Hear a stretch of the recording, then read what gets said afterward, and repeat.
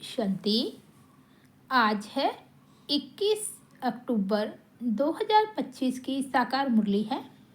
बाबा बोले, मीठे बच्चे सवेरे सवेरे उठ बाबा से मीठी मीठी बातें करो। विचार सागर मंथन करने के लिए सवेरे का टाइम बहुत अच्छा है। आज का प्रश्न है, भगत भी भगवान को सर्वशक्तिमान कहते हैं और तुम बच्चे भी, लेकिन दोनों में अंतर क्या है? उत्तर है, वे कहते भगवान तो जो चाहे वह कर सकता है, सब कुछ उनके हाथ में है। लेकिन तुम जानते हो, बाबा ने कहा है मैं भी ड्रामा के बंधन में हूँ। ड्रामा सर्वशक्तिमान है। बाप को सर्वशक्तिमान इसलिए कहा जाता है क्योंकि उनके पास सर्व को सद्गति देने की शक्ति है। ऐसा राज्य स्थापन करता जिसे कभी कोई छीन नहीं सकता। ओम शांति। किसने कहा? बाबा ने। ओम शांति यह किसने कहा? दादा ने। अब तुम बच्चों ने यह पहचाना है, ऊंचते ऊंच की महिमा तो बहुत भारी है। कहते हैं सर्वशक्तिमान है तो क्या नहीं कर सकते।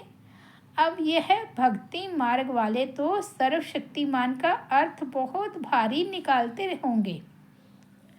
बाप कहते हैं ड्रामा अनुसार सब कुछ होता है, मैं कुछ भी करता नहीं हूँ।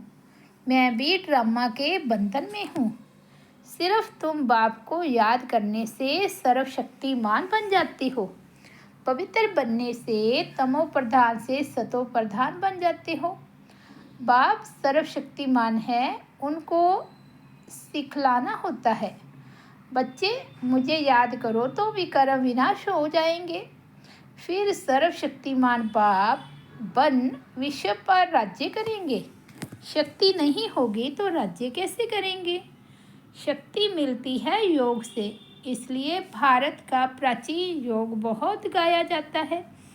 तुम बच्चे नंबरवार याद कर और खुशी में आते हो। तुम जानते हो हम आत्माएं बाप को याद करने से विश्व पर राज्य प्राप्त कर सकते हैं।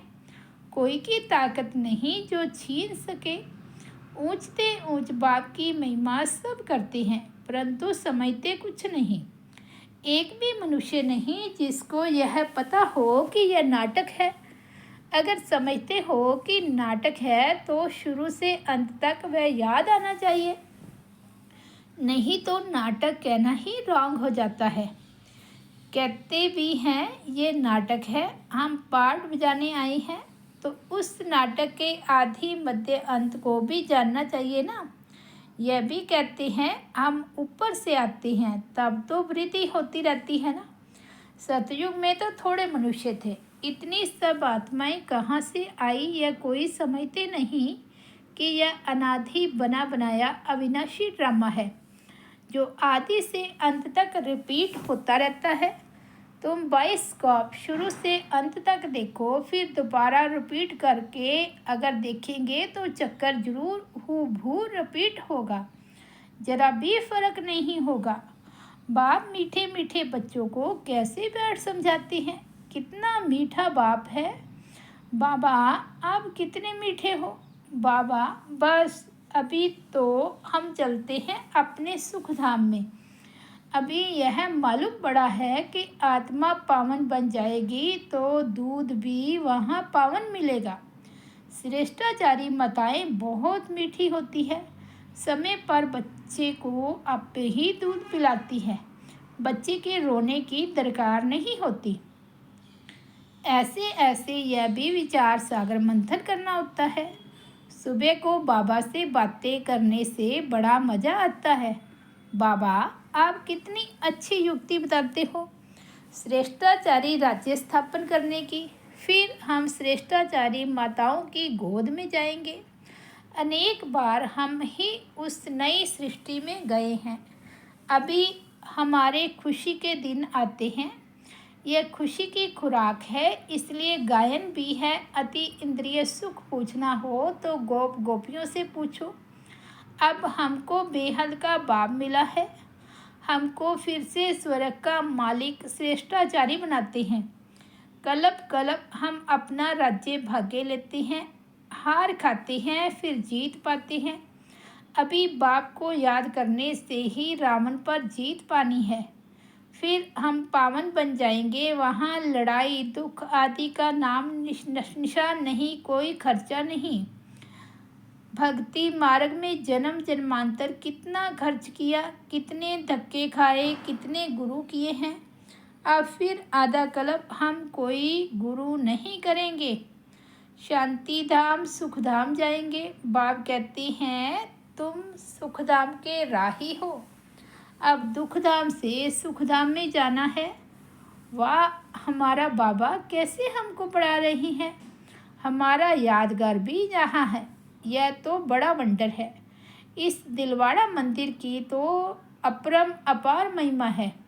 अभी हम राजयोग सीखते हैं, उसका यादगार तो जरूर बनेगा ना। यह हूबहू हमारा यादगार है। बाबा मम्मा और बच्चे बैठे हैं, नीचे योग सीख रहे हैं, ऊपर में स्वर्ग की राजाई है। झाड़ में भी कितना क्लियर है। बाबा ने कैसे साक्षात्कार कराए, फिर चित्र बैठ बनवाए हैं।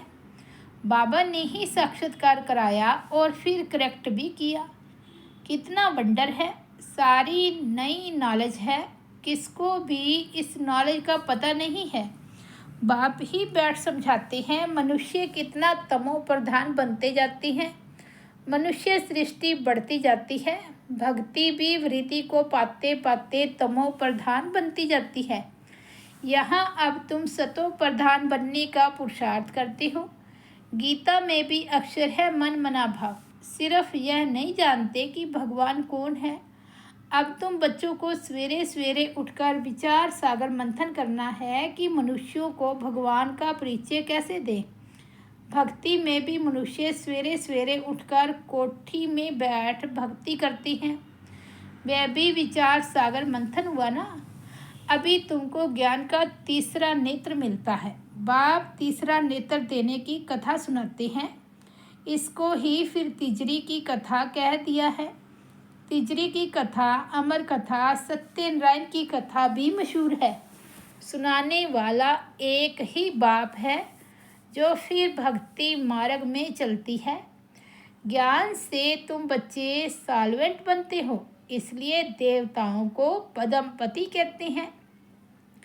देवताएं बहुत धनवान पद्मपति बनते हैं।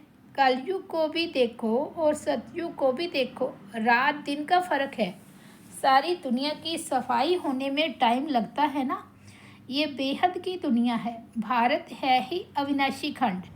यह कभी प्राय लोप होता नहीं, एक ही खंड रहता है। आधा कल्प फिर और खंड इमर्ज होंगे नंबरवार। तुम बच्चों को कितना ज्ञान मिलता है। बोलो, वर्ल्ड की हिस्ट्री ज्योग्राफी कैसे चक्कर लगाती है, आकर समझो। प्राचीन ऋषि मुनियों का कितना मान है, परंतु वह भी सृष्टि के आदि मध्य अंत को नहीं जानते। वह हठ योगी हैं। हाँ, बाकी उनमें पवित्रता की ताकत है जिससे भारत को थमाते हैं। नहीं तो भारत पता नहीं क्या हो जाता। मकान को पोची आदि लगाई जाती है ना, तो शोभा होती है। भारत महान पवित्र था, अब वही पतित बना है। वहाँ तुम्हारा सुख भी बहुत समय चलता है। तुम्हारे पास बहुत धन रहता है। तुम भारत में ही रहते थे, तुम्हारा राज्य था, कल की बात है। फिर बाद में अन्य धर्म आए हैं, उन्होंने आकर कुछ सुधार कर अपना नाम बाला किया है। अब वह भी सब तमो प्रधान बन गए हैं। अब तुम बच्चों को कितनी खुशी होनी चाहिए। यह सब बातें नए को नहीं सुनानी है, पहले पहले तो बाप की पहचान देनी है।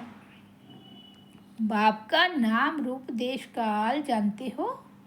ऊंचते ऊंच बाप का पाठ तो मशहूर होता है ना।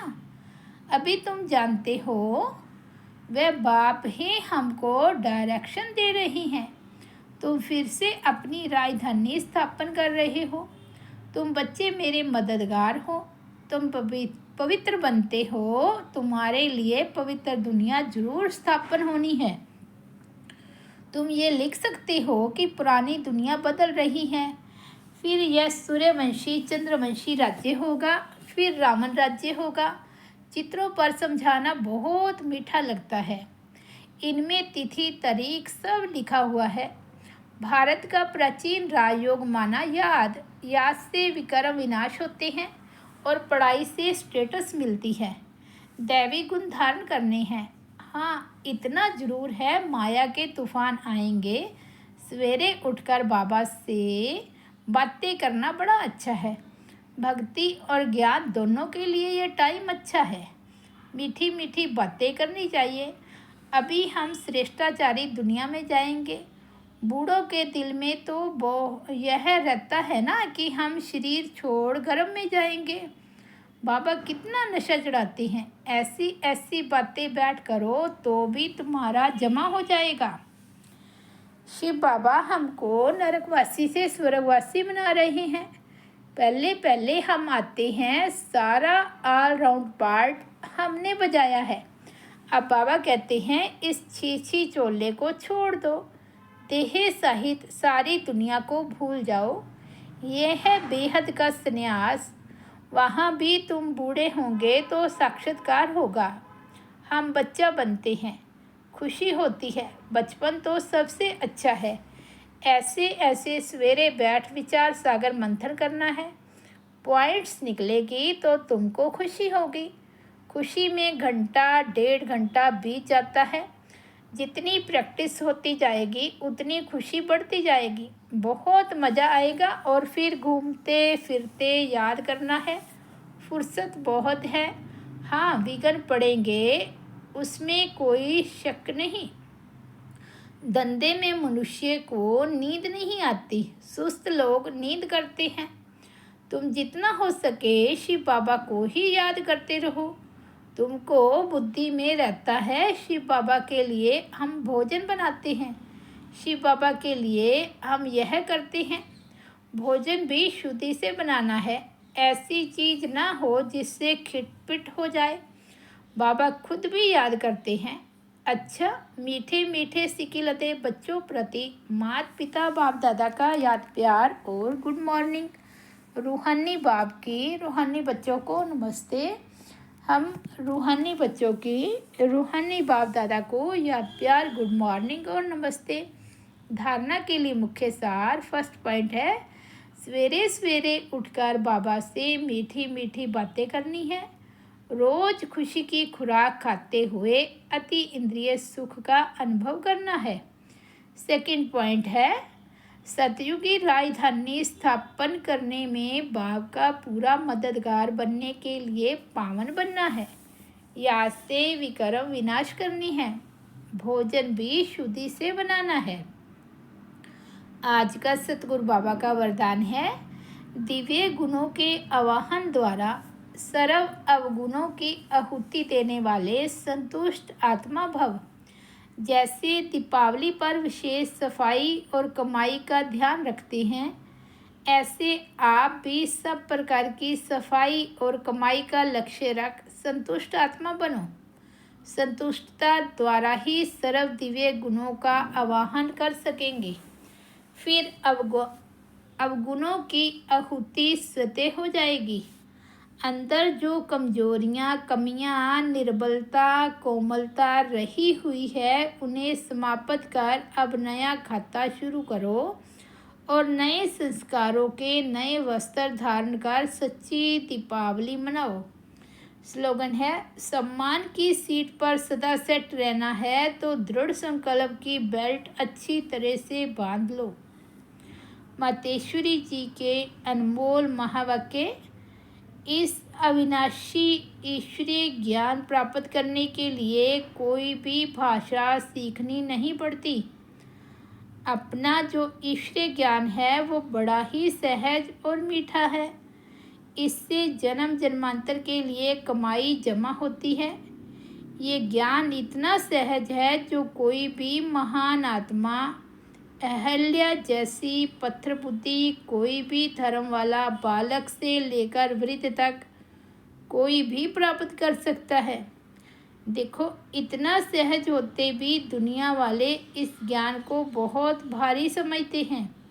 कोई समझते हैं जब हम बहुत वेद शास्त्र उपनिषद पढ़कर बड़े बड़े विद्वान बने, उसके लिए फिर भाषा सीखनी पड़े, बहुत हठ योग करे तब ही प्राप्ति हो सकेगी।